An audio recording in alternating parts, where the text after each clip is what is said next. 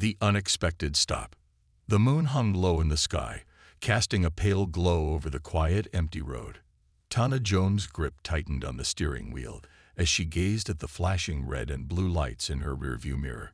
She pulled her car to a slow stop, her heart beating steadily, not out of fear, but out of frustration and anticipation.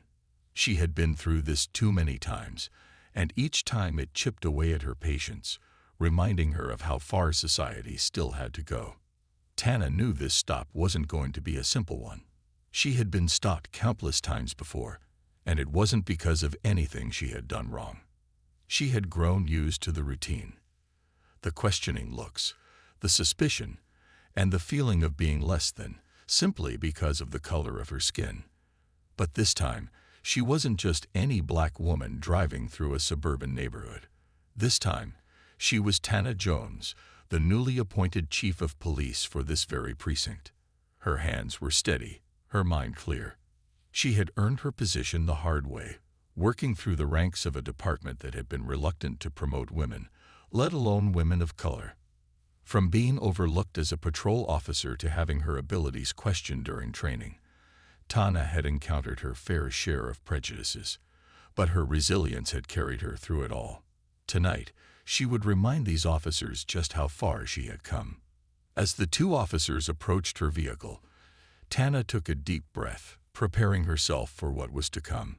She recognized their posture immediately, hands resting on their holsters, their movements stiff and ready for conflict. She could feel the tension in the air, thick and palpable. It wasn't a routine stop. They didn't know it yet, but they were about to learn just how serious their mistake was. One of the officers, a tall man with a rigid frown, leaned toward her window. His partner stood behind him, his hand hovering over his gun, as if expecting a threat. "Step out of the vehicle," the officer ordered, his voice sharp.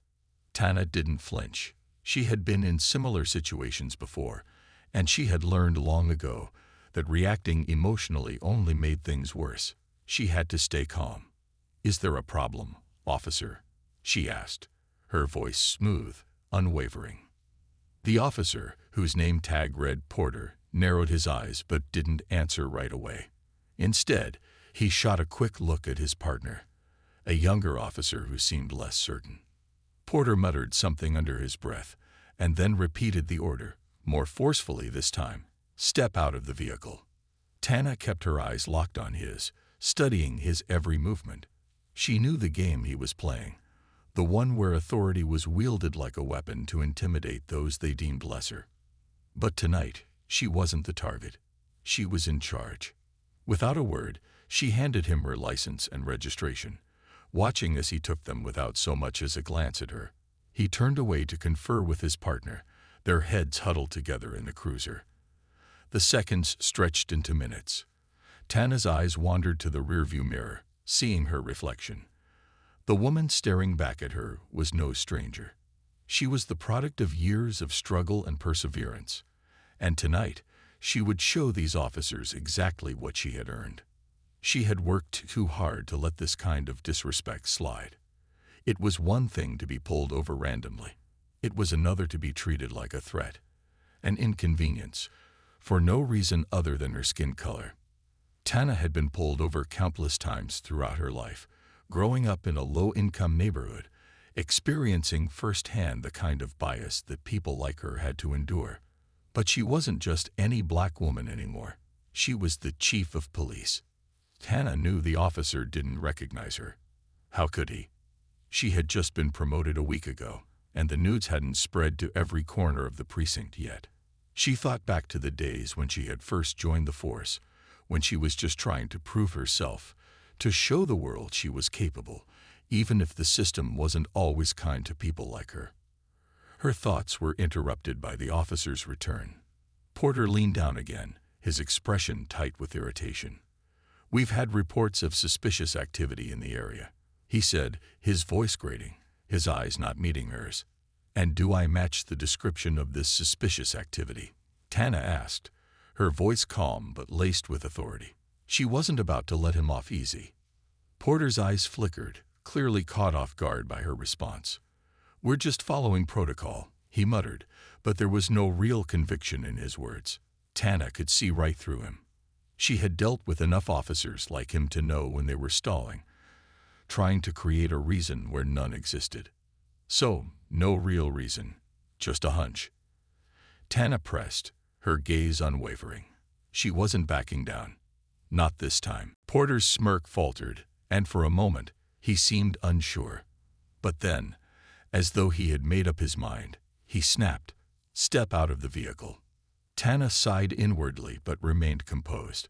She slowly unbuckled her seatbelt, aware of the tension building in the air around her. The young officer, Jacobs, looked uneasy, as if unsure of how to handle the situation. But his partner, Porter, seemed entirely focused on asserting his control. Tana stepped out of the car, her movements slow and deliberate. She was stepping into her power now, her stance shifting as she moved from the passive role of a driver to the active role of someone who had earned the right to be treated with respect. Porter moved toward her, his hand still resting near his belt, his eyes studying her, as if trying to size her up. "We need to search your vehicle," he said, his tone making it clear that it wasn't up for negotiation. Tana raised an eyebrow, her arms crossing over her chest. "You don't have a warrant," she replied, her voice steady. Porter's jaw tightened, and he shot a quick glance at his partner. "We don't need a warrant when there's reasonable suspicion," he said, but his words lacked any real confidence. Tana's expression hardened. "What exactly are you suspicious of, officer?" she asked, her voice steady but firm. There was a long pause, one that stretched into uncomfortable silence. Porter's eyes darted away from hers, and for a moment, Tana thought he might actually admit that he had no reason to stop her. But instead, he seemed to double down, his hand reaching for her arm. "You're resisting a lawful order," Porter snapped, his voice rising in anger. Tana felt the cold metal of the handcuffs click around her wrists. Anger bubbled just beneath her calm exterior, but she kept it in check. She wasn't going to let them get to her. She wasn't just any black woman tonight. She was the new chief of police, and these officers were about to learn exactly what that meant. "You're making a big mistake," she said quietly, her voice low but filled with authority. But Porter didn't respond. He continued to grip her arm, pushing her toward the back of the cruiser. As they reached the squad car, Tana's mind raced, but she kept her focus. This wasn't just about her.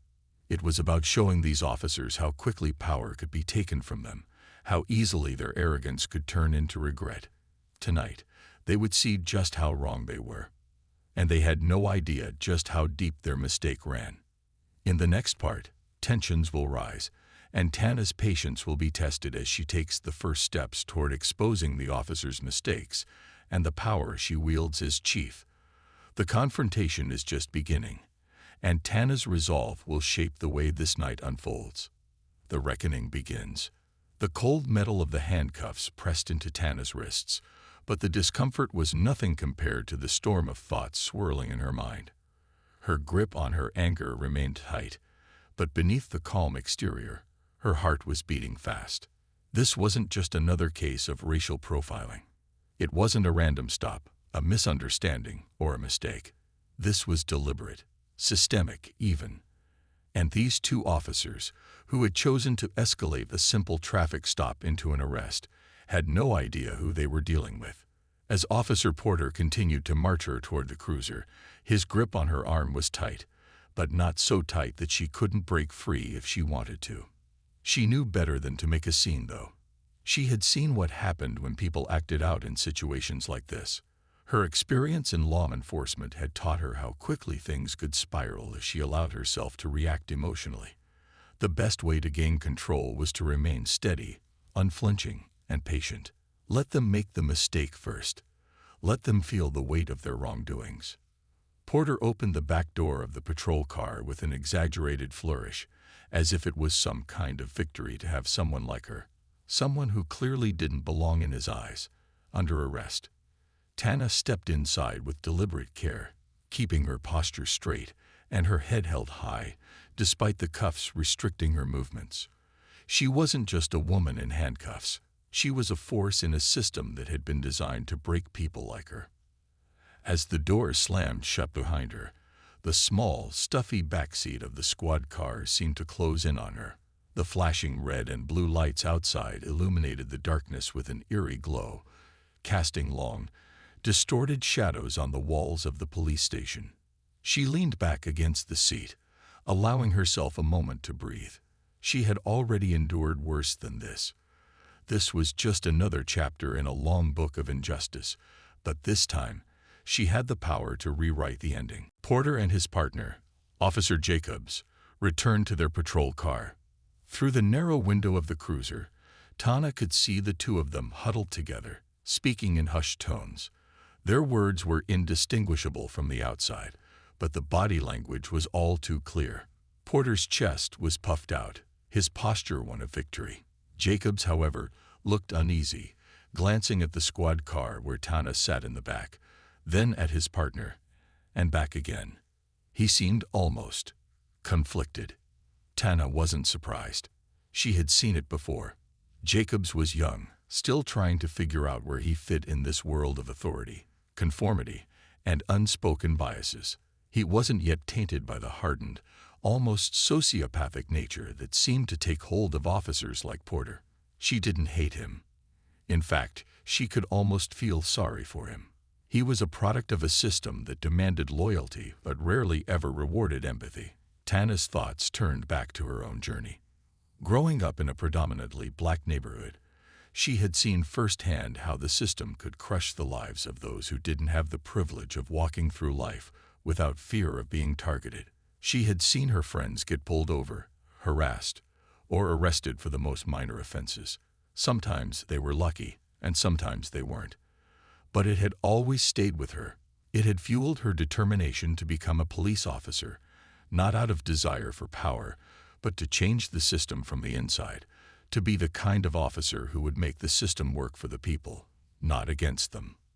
But even now, after years of hard work, promotions, and having risen through the ranks to become the chief of police, she still found herself in situations like this one, fighting the same battles, facing the same biases, and carrying the same weight on her shoulders.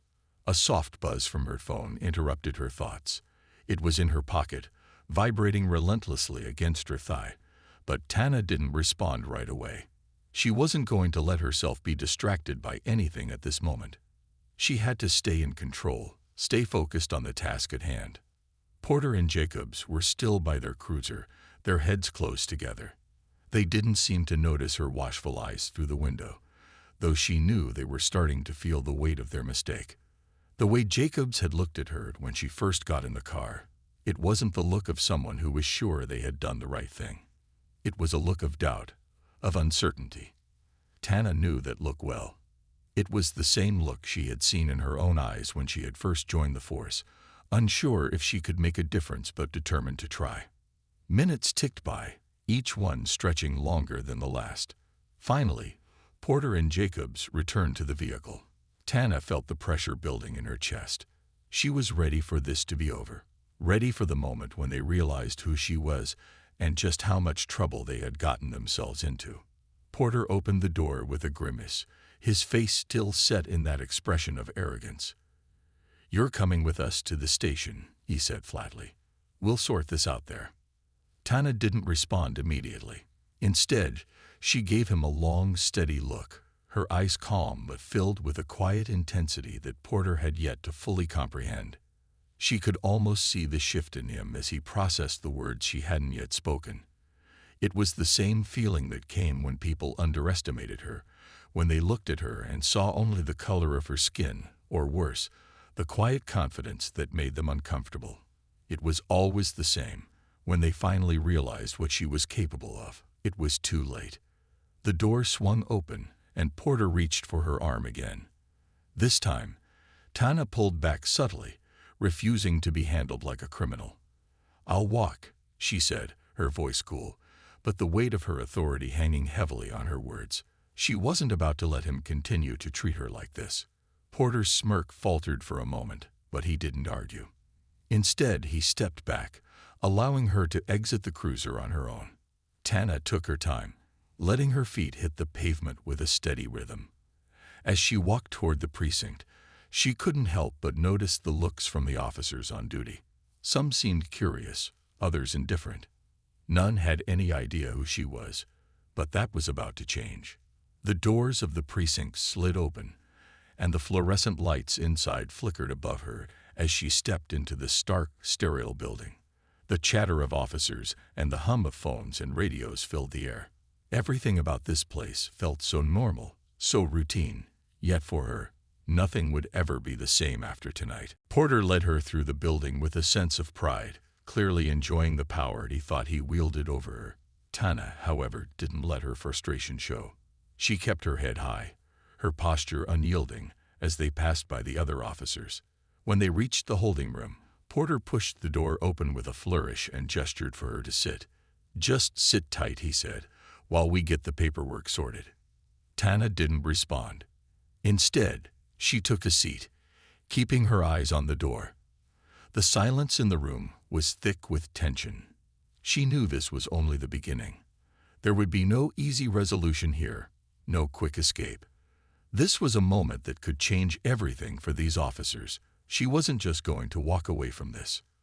As the door clicked shut, she closed her eyes for a moment, letting the stillness wash over her. This was what she had fought for, to be in a position to make the changes she had always dreamed of. This wasn't just about one stop. This was about sending a message that the status quo wasn't going to stand anymore. A few minutes passed before the door opened again. Officer Jacobs stepped inside, his posture now noticeably different. He looked nervous, almost guilty. Tana could see it in his eyes. He was questioning everything now. Was this the moment he realized that his partner had made a mistake? Was this the moment he understood just how far-reaching their actions would be? "Everything okay, Jacobs?" Tana asked softly, her voice steady, calm, as if she were speaking to a colleague, not a man who had just wrongfully detained her. Jacobs shifted uncomfortably. "We'll be processing you soon," he said, his voice faltering. "It shouldn't take long." Tana leaned forward, her voice now low but filled with meaning. "Do you think this is right? What your partner is doing? Is this what you signed up for?" Jacobs flinched, clearly startled by her directness. He glanced toward the door, unsure of what to say next. He didn't answer, but his face said it all. He didn't know what to believe anymore. Tana leaned back in her chair, her eyes never leaving his. "You're just following orders," she said, her words cutting through the air with precision. "But those decisions have consequences, Jacobs. Real consequences." For a moment, he seemed to consider her words, but then, without another word, he turned and walked out of the room, leaving Tana to sit in the quiet once more. The silence in the room was thick with anticipation. She knew what was coming next, and when it arrived, it would be more than just a lesson for the officers. The unraveling. The minutes dragged on like hours, the silence in the small holding room pressing in on Tana as she waited. Her wrists, still bound by the cold, tight handcuffs, seemed to pulse with each beat of her heart. She could feel the heat of frustration beginning to simmer beneath her calm exterior, but she wouldn't let it show. She had learned long ago that staying composed was not just a strength, it was a weapon. Tana wasn't naive. She knew how things worked in this world, how those who had power often used it to exploit others, how those in positions of authority could bend the system to their will. The irony wasn't lost on her. She was the newly appointed chief of police of this very precinct. Yet here she sat, handcuffed, treated like a criminal. The very officers who were supposed to serve and protect had reduced her to nothing more than an inconvenience, a target to be controlled. But that was about to change. She wasn't here just to teach Porter and Jacobs a lesson. She wasn't here to just prove a point to them or show them their mistakes. No, this was bigger than that. This was about changing the system. This was about showing every officer in this precinct the real cost of abuse of power. It was about rewriting the narrative, forcing them to confront the ugliness of their biases, and forcing them to reckon with the consequences of their actions. Tana would not let this moment pass quietly. A soft click echoed through the room, followed by the squeak of the door opening. Officer Jacobs stepped inside once again, his face pale under the harsh fluorescent lights. He looked more uncomfortable than he had before, and there was a noticeable shift in his body language. He stood just inside the doorway, hesitating, almost as if he were unsure of what to do next. Tana didn't speak right away. She just watched him, studying the way his eyes flickered between the floor and her, his hands stuffed deep into his pockets as if trying to avoid the weight of her gaze. She could see the struggle in him, the confusion. He wasn't like Porter, not by a long shot. Jacobs hadn't yet lost his humanity to the system, but she could feel it in the air, the pressure to conform, to follow orders, no matter how unjust.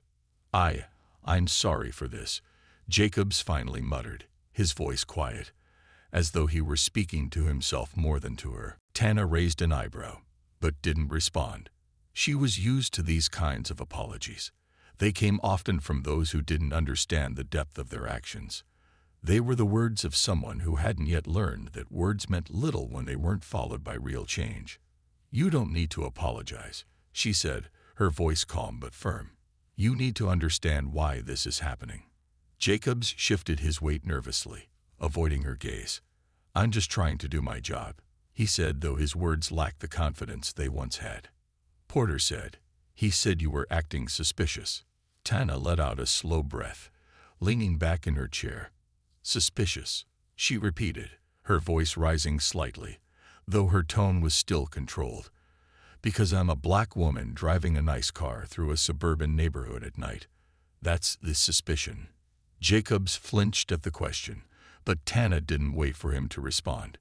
Instead, she pressed on. "What you're doing right now is called racial profiling. It's the kind of thing that keeps people like me on edge every day. It's the reason I'm still sitting here, instead of walking out that door like I should be." She paused, letting the weight of her words hang in the air. "And you, Jacobs, you have a choice. You can keep following orders, or you can make the decision to stop the cycle, to stand up to the kind of injustice you see right in front of you." Jacobs swallowed, the guilt in his eyes unmistakable now. He took a small step forward, but still kept his distance. "I don't want to be part of this system," he admitted, his voice barely above a whisper. "But what am I supposed to do? I'm just starting out. I don't know how to fight it. I don't even know where to begin." Tana's gaze softened, though the steel in her voice never wavered. "You begin by asking questions. You begin by recognizing when something isn't right and having the courage to speak up. That's how you start. That's how you change things." She looked him dead in the eye, her stare unwavering. "You don't let the system break you. You make the system work for people, not against them. That's what I did, Jacobs. That's why I'm here. And if you want to be a part of real change, you have to be willing to face the truth, even when it's uncomfortable." The words hung heavy in the room, and for the first time since this encounter had begun, Jacobs looked as though he was starting to see the bigger picture. He wasn't just a rookie cop following orders anymore. He was someone who had a responsibility to act, to make sure that what happened tonight didn't just end with a scolding or a slap on the wrist. The deeper issue lay in the system itself, and it was clear that he was beginning to realize that. "I'll do better," Jacobs said, the words coming more freely now, though they still seemed to struggle to escape his lips. I didn't know." Tana nodded slowly. "That's why we have to keep talking. So people like you don't have to stay ignorant. So you can see things for what they are." She leaned back again, her mind still racing. "But you're not the one who needs to understand. Porter's the one who needs to learn this lesson. And that's going to be a lot harder for him." Jacobs looked at her for a long moment, as if weighing her words. There was a flicker of understanding in his eyes, but it was quickly replaced by the same unease he had carried since the moment he first walked into the room. He opened his mouth to speak, but before he could say anything, the door opened with a harsh creak. Officer Porter stepped inside, his presence filling the small room with a tense energy. The smirk was still plastered on his face, though it seemed a little less certain now, as if he had begun to feel the stirrings of doubt. "Everything okay in here?" Porter asked, his tone dismissive, though his eyes flicked between Tana and Jacobs, his posture defensive. "Everything's fine," Tana replied evenly, her gaze locking with his. "But I think it's time we had a little chat, Officer Porter." Porter's expression hardened at the challenge in her voice, but he didn't back down. "I don't know what you're talking about," he snapped, his tone bristling with the arrogance that had defined him all night. "Oh, I think you do," Tana said, her voice firm now. "You've made a big mistake tonight, Officer Porter. A mistake that's going to cost you more than just a little embarrassment." Porter's eyes narrowed. "What are you talking about?" Tana smiled slightly, a slow, knowing smile. "You've been treating me like I'm just another suspect, another threat to be handled. But I'm not. I'm not just anything." She let that hang in the air for a moment before delivering the truth. "I'm your new boss." For a long, agonizing second, the words didn't seem to register in Porter's mind. Then, slowly, the color drained from his face. His mouth went dry, and the reality of the situation hit him like a freight train. Tana watched the disbelief flicker in his eyes, his jaw tightening as he realized what he had just done. Jacobs, for the first time that evening, looked as though he were on the verge of speaking out, perhaps to apologize for his partner's behavior, perhaps to finally say something that would make this all right. But the damage had already been done. Porter, his arrogance shattered, remained silent. His eyes darted between Tana and Jacobs, unsure of how to navigate this new terrain. The balance of power had shifted in a way that he wasn't prepared for. Tana stood up slowly, the weight of her new authority settling over her like a mantle she had earned and fought for. "This isn't just about you, Officer Porter," she said quietly. "This is about every single person who's ever been unjustly targeted.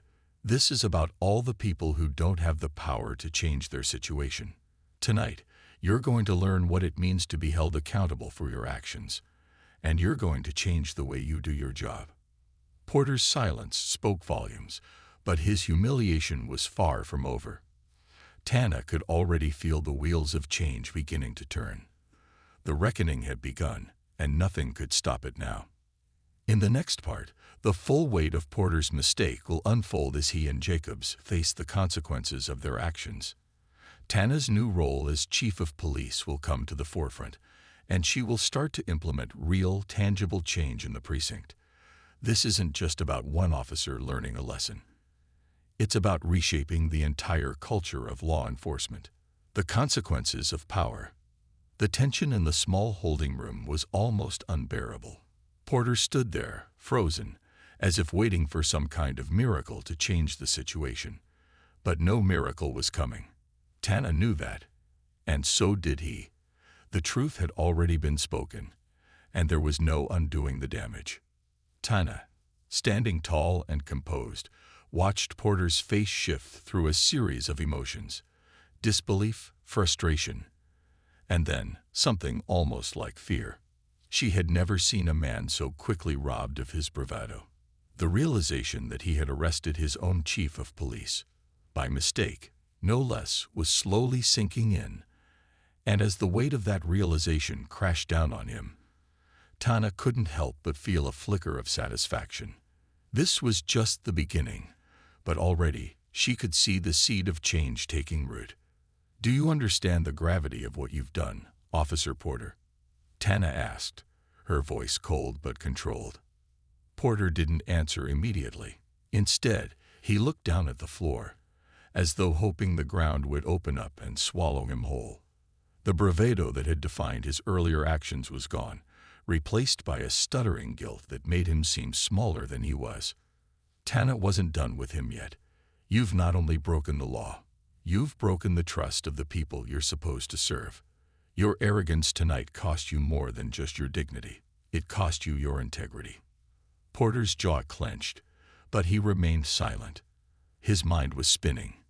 He had just been forced to confront the very thing he had always ignored: his own prejudice. The mistake wasn't just about misidentifying Tana as a suspect. It wasn't just about arresting the wrong person. It was about the systemic bias that had driven him to treat her as a threat in the first place. His uniform, his position, his very identity as a law enforcement officer, it had all made him blind to the truth. Tana didn't expect an apology. She didn't need one. What she needed was for him to learn, really learn, the cost of his actions. She wasn't going to let him off easy. This moment, the one where the truth came crashing down on him, was just as much about accountability as it was about redemption. "Jacobs," she said, turning her attention to the younger officer who had been silent up until now. "Do you want to be the kind of officer who turns a blind eye to this? Do you want to be the one who lets this kind of injustice slide?" Jacobs hesitated, his gaze flickering nervously between Tana and Porter. He was clearly torn, and Tana could see the internal conflict written all over his face. But he was still standing there, still unsure, still struggling to reconcile the man he wanted to be with the system he had been raised to uphold. Tana walked over to Jacobs, her eyes locking with his. "You've got a chance right now to do something right," she said quietly. "You can be a part of the change, or you can continue to sit by and let it happen. The choice is yours." Jacobs swallowed hard. He opened his mouth to speak, but his words seemed to get caught in his throat. His gaze drifted toward Porter, who was still standing frozen in place, his eyes filled with an overwhelming sense of regret. And for a fleeting moment, Tana saw something shift in Jacobs. It wasn't a full transformation, but it was a start. He wasn't going to ignore what had happened. He wasn't going to stand by and let this injustice go unaddressed. I didn't know," Jacobs muttered, his voice barely audible. "But I do now." Tana nodded, a small glimmer of hope flickering in her eyes. "That's all it takes. Awareness. Action. Change." She stepped back and turned her focus back to Porter.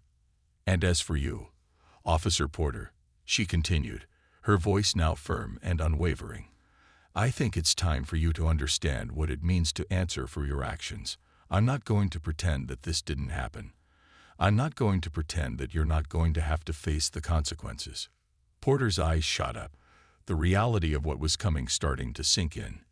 He could feel it now, the weight of his mistake, the fact that his career could be on the line.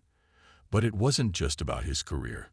It was about his place in this system, and the moment he had been forced to confront the ugly truth of his own biases. "Let's make one thing clear," Tana said, her tone calm but final. "This is not just about me. This is about every single person who has ever been wronged by a system that values power over justice. This is about the people who've been pulled over, harassed, or arrested simply because of the color of their skin. You're not just going to walk away from this order. You're going to face the full weight of your actions. I won't let you get away with this. Not while I'm chief of police." Porter opened his mouth to protest, but Tana raised a hand, silencing him. "You had the power tonight. You abused it. And now, I'm going to make sure you understand what it feels like to be powerless in the face of authority." The door to the holding room creaked open once again, and Sergeant Michaels stepped inside, his expression neutral but serious. The shift supervisor took one glance at Tana, and then at the two officers in front of him. His eyes narrowed, and Tana could almost see the mental wheels turning as he processed what had happened. "Porter," Michaels said, his voice low but heavy with authority, "I need to speak with you. Now." Porter's shoulders slumped slightly, but he nodded and followed Michaels out of the room, his movements stiff and reluctant. As they left, Tana turned her gaze back to Jacobs, who was still standing by the door, watching her with a mixture of awe and uncertainty. "Jacobs," she said, her voice gentle but firm, "you'll be reporting to me from now on. I want you to understand this moment. You're not going to learn anything if you continue to play by the rules of a broken system. You're going to learn how to challenge the status quo. That's what being an officer of the law really means." Jacobs nodded, his face still pale, but his expression more resolute. For the first time that night, he seemed to understand. He wasn't just a cog in the machine anymore. He had a responsibility to do better, to be better. When Porter and Michaels returned, the air in the room had shifted. Tana could see it in their eyes. Porter was sweating now, his arrogance stripped away, replaced by the nervous energy of a man who knew he was about to face serious consequences.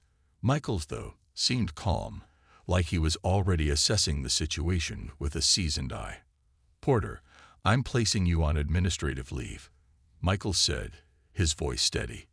"Effective immediately.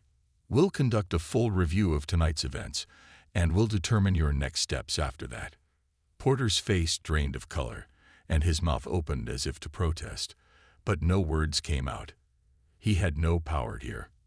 And for the first time in a long time, Tana felt something close to satisfaction ripple through her. This was justice, not the kind that came from blind revenge, but the kind that demanded accountability. Michaels turned to Jacobs next, his tone shifting slightly. "Jacobs, you'll be reporting directly to Chief Jones from now on. She'll be your supervisor while we conduct a full review of Porter's actions. This is your chance to prove yourself." Jacobs stood a little taller now, his face flushing with a mix of embarrassment and pride. Tana could see it in his eyes, the spark of something deeper. Maybe, just maybe, he was ready to be part of the solution. The two officers left the room, leaving Tana standing alone, the weight of her new role settling around her like a cloak she had earned through years of perseverance. She wasn't just chief of police by title. She was here to make a difference. She was here to dismantle the broken system, piece by piece, and rebuild something stronger in its place. This was just the beginning. The power of change.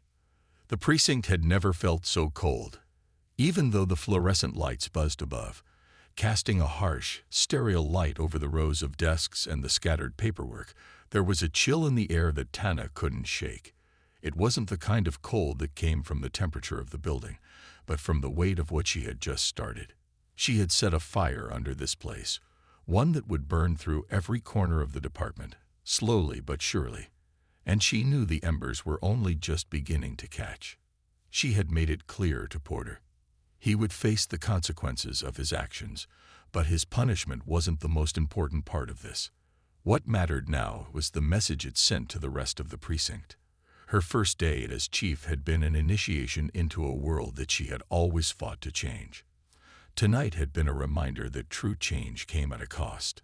Sometimes that cost was making enemies. Sometimes it meant upending everything that others took for granted. And as she walked through the precinct, she could feel the eyes on her, the whispers behind closed doors, the glances exchanged between officers. They had seen her as one of them before, but now they were beginning to realize she was different. She was a force to be reckoned with. Tana sat down in her office, the heavy door closing behind her with a quiet click. The space was still unfamiliar, despite having spent weeks preparing for this moment.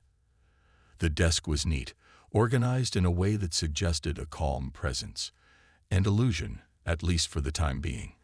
She didn't need to sit here for long to know what had to be done next. She had her work cut out for her. The foam on her desk buzzed, the sound breaking through the silence. Tana's eyes shifted to the screen. It was a message from her assistant, Andrea. "Sergeant Michaels is on his way to see you. Says it's urgent." Tana let out a sigh, brushing a stray lock of hair behind her ear. Of course, she had known this moment was coming. Sergeant Michaels was as seasoned as they came, a man who had risen through the ranks by playing by the rules, never challenging authority, never questioning the system. It was a mentality that had gotten him far, but one that wouldn't sit well with her. The department had spent far too many years operating on blind loyalty. That era was over now. A soft knock on the door interrupted her thoughts. She stood quickly, smoothing her jacket as she walked to the door. When she opened it, Sergeant Michaels stood before her, his face as impassive as ever.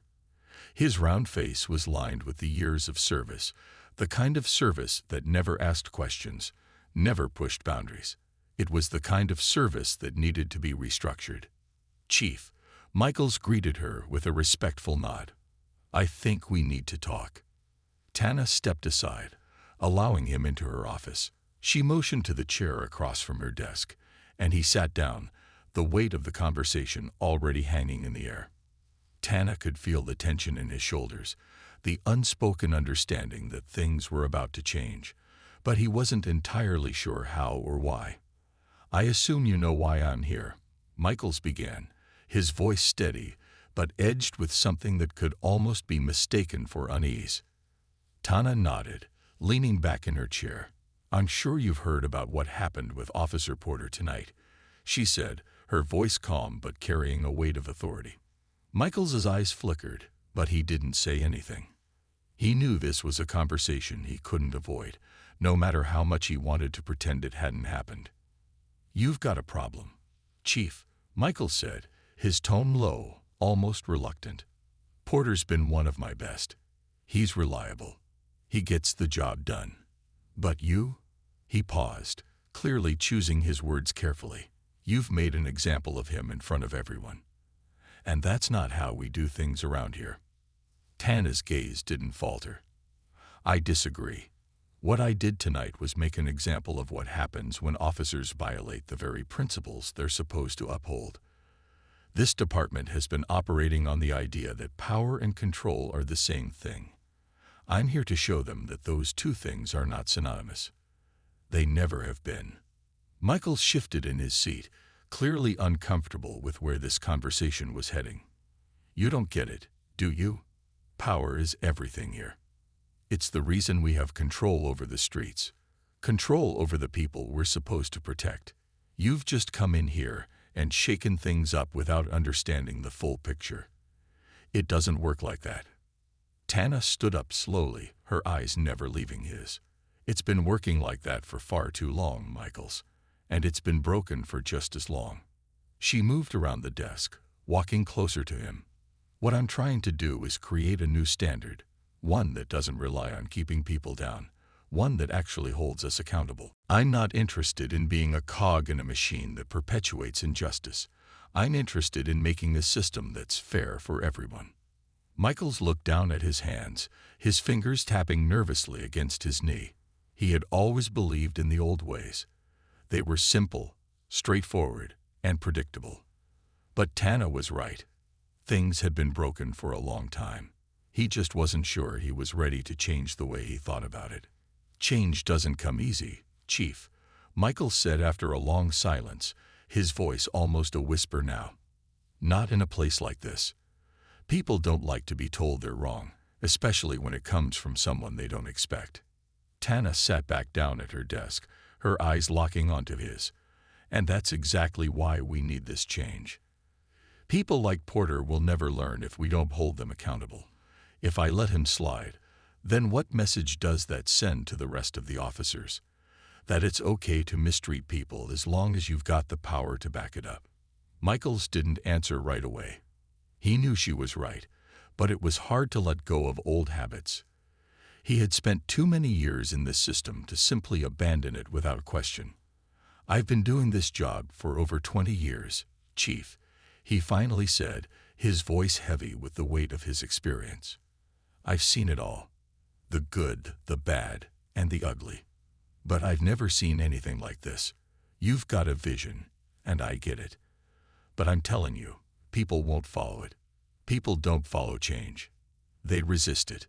Tana leaned forward, her eyes narrowing as she spoke. "Then let's make them follow. Let's make them realize that it's not about following orders. It's about doing what's right. We can change this precinct, Michaels. We can create a department that people trust. A department that treats everyone equally." Michaels exhaled slowly, his gaze softening for just a moment. He hadn't expected this. He hadn't expected Tana to be so unyielding, so sure of herself, even when faced with resistance. For the first time, he found himself questioning everything he had accepted as truth for so many years. Maybe it was time to embrace this change. Maybe it was time to let go of the system he had always known and support something that could actually make a difference. "I'll support you, Chief," he said finally, his voice quieter, more resigned. "But it's going to take time. You're not going to change this overnight. Tana smiled, though it wasn't a smile of victory. It was a smile of understanding. I know, change never happens overnight. But it starts somewhere, and it starts with us. Michaels nodded, slowly rising from his chair. I'll do what I can to help you make it happen, he said, his voice steady now. But you'll have to be patient. People are going to push back. They always do. Tana stood as well, watching him with a quiet determination. I'm ready for the pushback, she said softly. Because I know that in the end, it'll be worth it. As Michaels left the office, Tana turned back to her desk, the weight of the day settling in. The path ahead would be difficult, full of resistance and struggle, but she was prepared. She had always known that change would be the hardest part, but she also knew that the hardest roads led to the greatest victories, and she wasn't going to stop until she had made this precinct a place that worked for everyone. The journey had only just begun, but with each passing day, the seeds of change were growing stronger. The officers, the system, and the community, they were all watching. And soon, they would all have no choice but to follow. Rebuilding trust. The morning after the confrontation with Porter, Tana walked into the precinct with a different kind of resolve. It wasn't the kind of resolve that came from being right, nor the kind that came from standing tall in the face of adversity. It was the kind of resolve that made her feel both heavy and light, as if the weight of the world was upon her shoulders, but she was ready to carry it. She had spent the night thinking about the next steps. The work she was doing wasn't just about correcting one officer's mistake. It was about tearing down walls that had been built over decades of bias, inequality, and inaction. She wasn't naive enough to think that just one encounter would change everything, but it had to start somewhere. Today, she was going to lay the foundation for something more, something real. The precinct, though it was early, hummed with activity. Officers gathered in the bullpen, exchanging briefings and preparing for the day's patrols. The air was thick with the usual undercurrent of tension, old habits, old attitudes that never really went away. The officers spoke in low murmurs, but when they saw Tana enter, the chatter died down.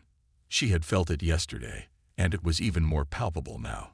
The change was coming, and they weren't sure how to respond to it. Tana stood by the door for a moment, taking it all in. She didn't see any of the usual faces that greeted her when she walked in as a lieutenant. There were no warm nods or polite pleasantries.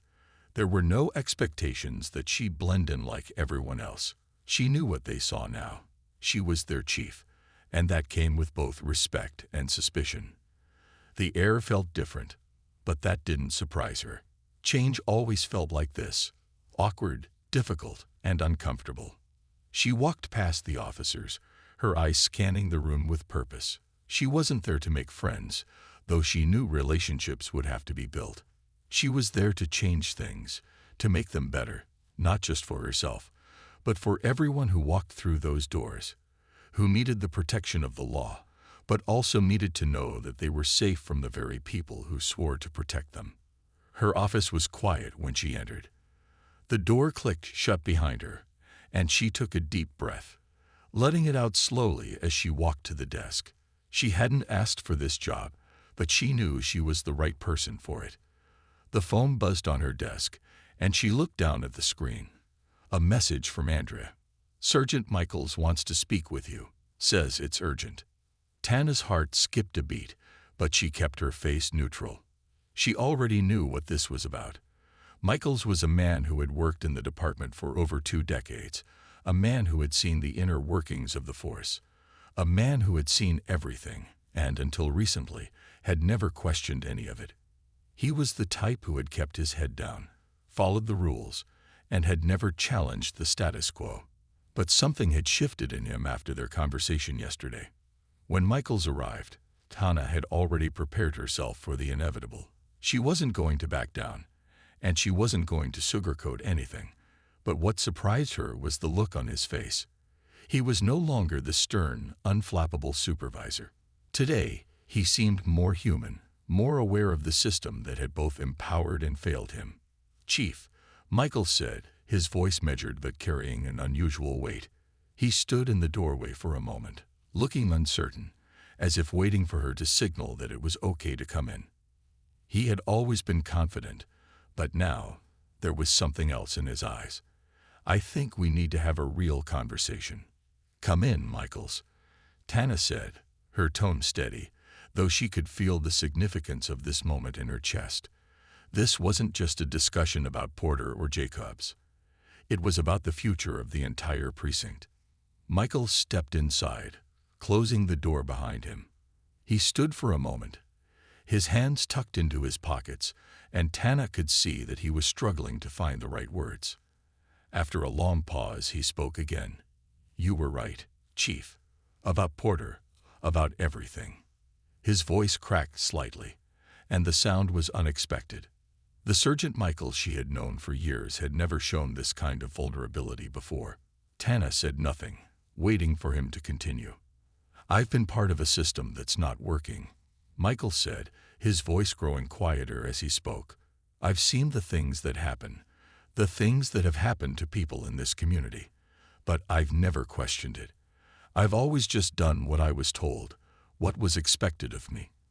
And you've made me realize that it's not enough to just do my job. It's not enough to just follow the rules." Tana stood up from her desk and crossed the room to stand in front of him. She didn't say anything at first. She just looked at him, really looked at him, and saw the man behind the uniform. He was struggling, just like she had struggled in her own way when she had first joined the force, trying to make sense of a system that didn't make room for people like her. "Michaels," she said softly, "this isn't about following the rules. It's about doing what's right. And it's not always easy. But if we don't hold each other accountable, if we don't challenge what we've always accepted, then we're just perpetuating the same cycle of injustice." He nodded, the weight of her words settling on him. "I know," he said quietly. "I never realized how deep it went, how much I was a part of it. But I want to help. I want to make this right." His voice was firm now, the conviction starting to return. "I don't want to be the man who lets this continue, Chief. I want to be the man who helps change it." Tana's heart swelled. This wasn't the man she had expected to walk in through that door. This wasn't the officer who had once seemed so sure of the old way. This was something new, something better. "We can do this, Michaels," she said, her voice filled with determination. "But it's going to take all of us. Not just you, not just me, but every officer in this precinct. And it starts today. We have to rebuild trust. We have to rebuild it with the community, with the people we serve, and with each other." Michaels met her eyes, a deep understanding passing between them. "What's the first step?" he asked, his voice steady now, no longer uncertain. Tana took a deep breath, her mind racing with the possibilities. "The first step is accountability," she said, her voice firm and clear. "We'll start by having a meeting with every officer. I want to talk to them, face to face. I want them to understand that we're not here to protect the system. We're here to serve the people. We're here to build a force that stands for justice, that stands for fairness." Michaels nodded. "And Porter?" Tana's gaze hardened slightly. "Porter will face the consequences. But this isn't just about him. It's about everyone. Every officer who has let their biases dictate their actions. Every officer who has used their power to intimidate instead of protect. They'll all be held accountable. And we'll start by leading from the top." There was a moment of silence between them, the weight of what was about to unfold sinking in. This wouldn't be easy. There would be pushback, resistance, and anger. But Tana wasn't afraid of that. She had faced far worse in her life. And now, with the support of officers like Michaels, she was ready to lead this department into a new era. "I'll make sure everyone knows what's expected of them," Michaels said, his voice unwavering now. "But Chief, this isn't going to be an overnight fix. We'll need time, we'll need patience, but most of all, we'll need to stay true to our purpose. The people are counting on us." "I know," Tana replied, her eyes steady, her voice resolute. "But if we don't make this change now, we'll never get the chance again. It starts with us. It starts today. And as Michaels left her office, Tana sat back down at her desk, the enormity of the task ahead still weighing heavily on her. But for the first time, she felt hopeful. The change she had set in motion was real, and it was happening. Piece by piece, they would rebuild, and they would do it together. The precinct had always been a place where power was used to control. Now, it would be a place where power was used to protect, and Tana Jones would make sure of it.